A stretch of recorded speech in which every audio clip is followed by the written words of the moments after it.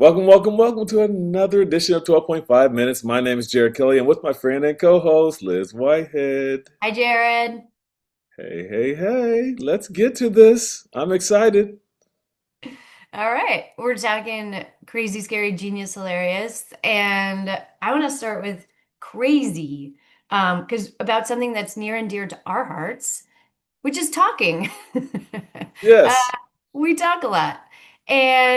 But one thing, it's interesting. I've heard a lot of stuff about like the Gen Z stare and how Gen Z, does customer service or doesn't do customer service. And there's an article in the Washington Post about how like Gen Z really isn't talking. Like, not only is it just like, oh, social awkwardness is going to hurt them in their jobs or whatever, but also they're not connecting with each other. And talking has a lot of cognitive benefits. So, and recognizing this, a lot of institutions and universities have started implementing adulting 101 classes for Gen Z so they can start talking because there's a lot of times it's really important that you have to talk when you're making a doctor's appointment, when you're disputing a bill or something like that. Like, you have to call people on the phone. But I just thought that was crazy. How do we have a whole generation of people that don't know how to talk? Whew. Okay, this is a lot to unpack. First of all, caveat, I don't have any kids that I'm aware of. Raising Gen X is not my expertise. I do have some thoughts about the idea of parents not raising their kids to be functional adults. That concerns me heavily. It also concerns me from a standpoint of recognizing that what our expectations are as whatever generation we are. I think that there is a certain amount of nuance to the idea that young people born into the age of technology, they also do it differently. Phone doesn't mean the same thing to them, right? Just saying pick up the phone doesn't mean the same thing to them. And so, yeah, I can see that they may want to FaceTime a customer service agent when they can't FaceTime a customer service agent. They don't know anything about that. I can see the opportunities where coworkers they can't communicate well with coworkers. Um, I get that because they haven't had that socialization to do so. But I also see that they've been able to hide behind technology. So interpersonal interactions are not going to be their strengths. But it's got to be more than just talking, right? Like, is it the fact that, like, for instance, if they want a doctor's appointment, can't they just go online? In their mind, can't they just go online and schedule their appointment? Why would they need to call? Yeah. I mean, I guess so. And maybe that's the way it's going. Maybe talking won't be as important. But I think this is where, like, I think about it with my kids who are Gen Alpha, but that, yeah, I mean, can't you just type everything? Why do you have to have handwriting? It's like Right? there's a lot of times when you're going to need to write something down and It, for someone else to read. Like, it's it's not foolproof. I think especially when there's an issue, a lot of times you have to get someone on the phone. The portal's not working, or it's scheduled for the wrong date, or since I'm already scheduled, I can't schedule, or my insurance doesn't allow me to have this appointment, but my doctor said I could. Like, a lot of times when you have to work something out, which is more tense than just saying, I would like to come in at this time. Thank you very much. So I think when voice on voice is required, that's also kind of a heightened level of things, which also might be why people who are socially anxious kind of stay away from it as well. I think a lot of times too, like I've seen this, we've talked about this. I parent with people who are younger than I am, and it's different. There's a lot of different ideas about how what kind of independence kids can have, and there's actually a book about it called The Anxious Generation where they go into we let our kids maybe have a little too much leeway online and not enough in real life. So I think that also plays a part into it. Yeah. That this is a pretty big topic, actually. I really believe that because when I think about um, interactions um, of younger people, whether they work for me or you see them in stores or otherwise, I can imagine that there are young people that really don't understand cash, right? Because they were born in this economy of cards, digital currency. Now we have cryptocurrency. Older people that don't understand cryptocurrency, but the younger people do. Um, I think there's this idea of even driving. We have people now that don't even want a license. That was like everything when we were Yeah. growing up. Freedom, independence, driving. Now they're like, nah, why do I need a license? I can get someone else to drive me. Chauffeur mentality, like someone else can drive me there. I don't need to know how to drive. Wow, how did we get Yeah. here? Like there's so many different levels of this transition that we're going through. And I do think I'd be interested in seeing the syllabus, if you will, for this adulting one-on-one class um, to see what it is that they're trying to teach them and if it actually sticks with them, right? Like I would be curious to know because I think adulting is every day and you have to go through it. Like I don't know how you teach. Some of it is decision making. I don't know how you teach it every single thing, to a person who is going to face different dynamics in every situation, right? Yeah. Like I do. One last thing, I do think if we could have an adulting 101 is conflict resolution. If we could do Yes. that, I would love it. I'm 1000% behind it. I would put money into getting our society to work on conflict resolution. We do not turn over tables. We do not throw water in people's faces. Like we do not shoot and stab every time someone looks at us the wrong way or because they made a comment in social media. Like if we can fix that, oh, we could fix this society and feel a whole lot better about ourselves. I think that's a great point. And that's mostly when it's tough to talk to other people, right? When your blood is boiling. Like and adulting, frankly, not that fun. You Right, know, a right. lot of adulting is a flat out drag. And one example of both those things is I had COVID recently, as you know, and so my doctor said, "Oh, you should get Paxlovid because, it'll help, it helps mitigate the effects of like long COVID."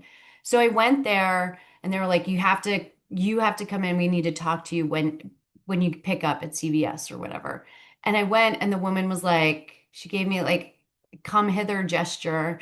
And I was like, "What?" She turned the register around so I could see it to see that the cost of the Paxlovid was going to be $825. What? Yes. What, like wild. And I called my insurance company, and that was correct. I had to call them. There was no way to email them. I had to, call them.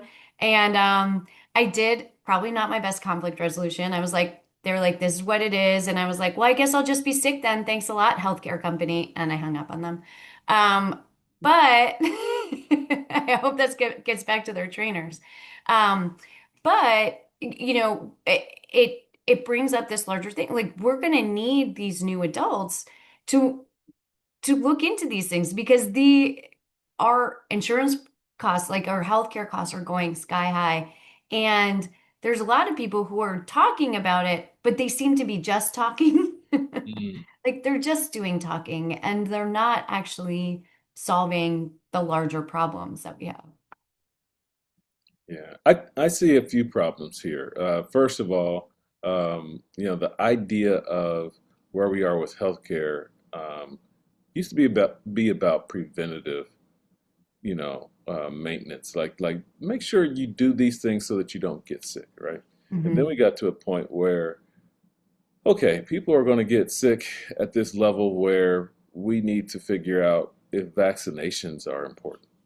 And then we got to another point where, okay, maybe I don't want to take all these vaccines, right? Hmm. And then we start looking at this reality that our government is in control over recommendations for healthcare, and it can now be influenced politically in terms of the decisions that Americans are given and the guidance and direction that's given by our government. And if they don't believe in something, if the individuals don't believe in something, then we stop supporting it, right?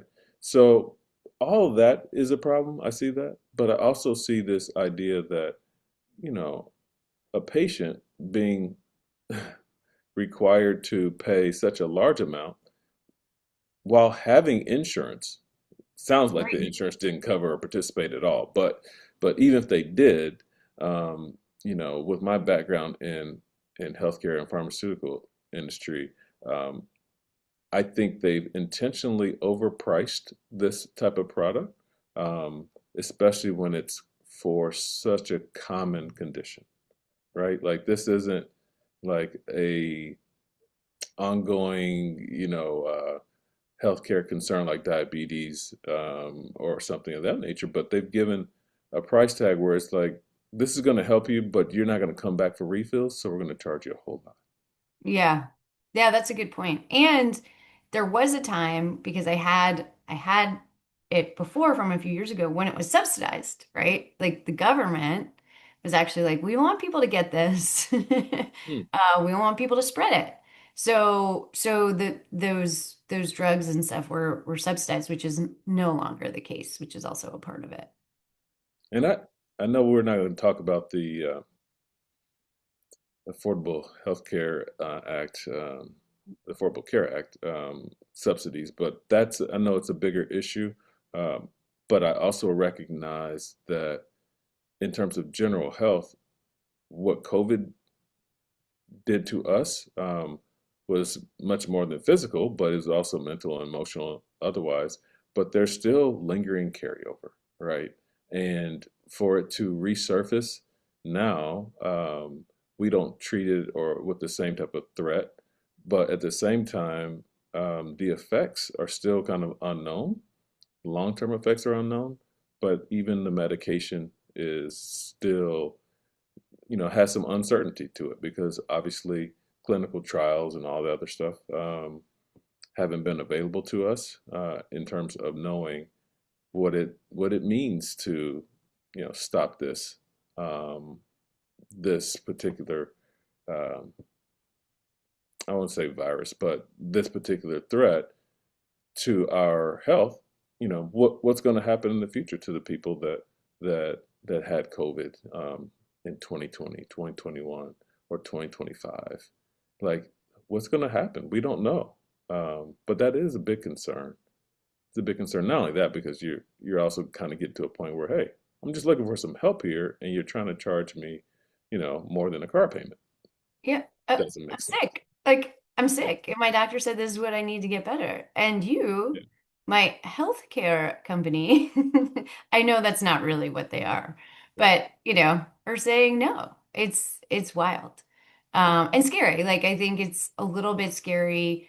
I mean, for people like me who are probably going to be able to get healthcare, but even people that are like, not able to even have insurance. What's going to happen with the new things that come along?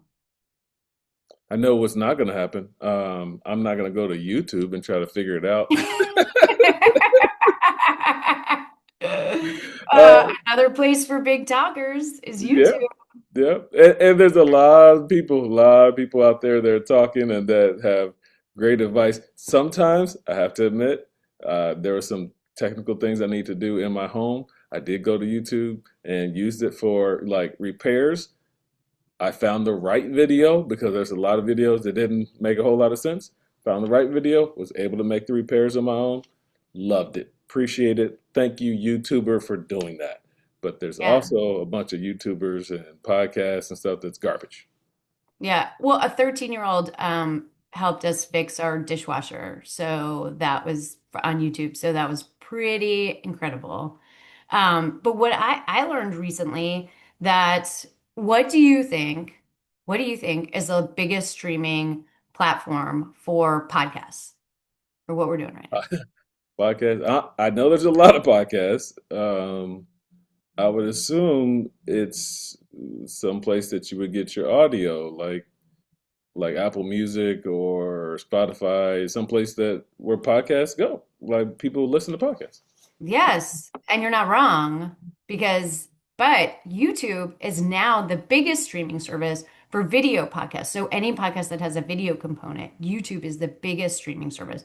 Followed closely by Apple, especially Apple does is more in the audio only space, but YouTube is the biggest streaming service, which is also why we're on YouTube Ah, yes. podcast. It's Hmm. also why we are there. But I thought that was very interesting that, I love the audio only because you can listen on the go. You can, but video isn't going away. People love the video and they are making YouTube the biggest streaming service, which I think is interesting. That I think that's interesting as well. I think the genius part about that, because that's what the category it falls in. The genius part about that is that um, listening to storytelling is one thing, and it's informational. If it's pretty dry, it's one thing. But seeing the energy behind people and seeing how they interact, especially when it's more than one person or interviews, I think it's just more. It provides more humanity to the experience, and I also see that YouTube is starting to become much more aggressive in terms of its curators and how it pays curators to bring content that is valuable to the public interest. And so not only are they doing live television, what we consider to be quote television, Yep. but it's live content, but they've got movies, but podcast kind of makes sense. It just probably wasn't the uh, in the business model originally, but they figured it out, which is pretty cool. I mean, there's a lot of media outlets out there that are struggling to stay relevant, in this marketplace. So, Yeah. And one of those, speaking of struggling media outlets getting aggressive, one of the things that I recently saw was about PBS. I don't know if you saw their new design for their tote bag. Have you seen no, no, I don't have a PBS tote bag. it? I do. Well, I didn't see it as a member of my local, but I heard about it, and we'll link to the video. But Jimmy Kimmel was actually talking about PBS. Jimmy Kimmel's show was canceled and then put back on the air.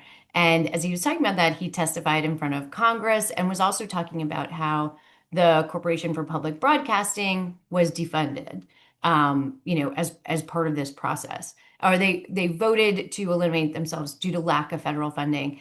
And a lot of people assumed that meant that PBS was gone as well. Right. And Jimmy Kimmel made a point. He made a little video, which we'll link to, with where the punchline was like, no, Sesame Street, Masterpiece Theater, Antiques Roadshow, like we're still here. We're still here, bitch. That's what you just said. We're still here, Yeah, bitch. There's no I reason to wanted you censor to that. say Yeah, it. yeah, yeah. We're still Uh, here, bitch. Yeah. And PBS has taken that and run with it. They're like, shout out to Jimmy Kimmel for our new tote bag design. So That's hilarious. So PBS basically picked up his joke and basically doubled down on this theme and said, "Hey, yeah, we should put that on our. They should give away these tote bags, and just remind people that they're still rocking and rolling. I mean, obviously, losing congressional funds is a big deal, but at least it's been around long enough to have a foundation, to have donors and people like my father that contribute to PBS. I've never been a big PBS fan, but I do appreciate some of the content that I see syndicated in other platforms like YouTube.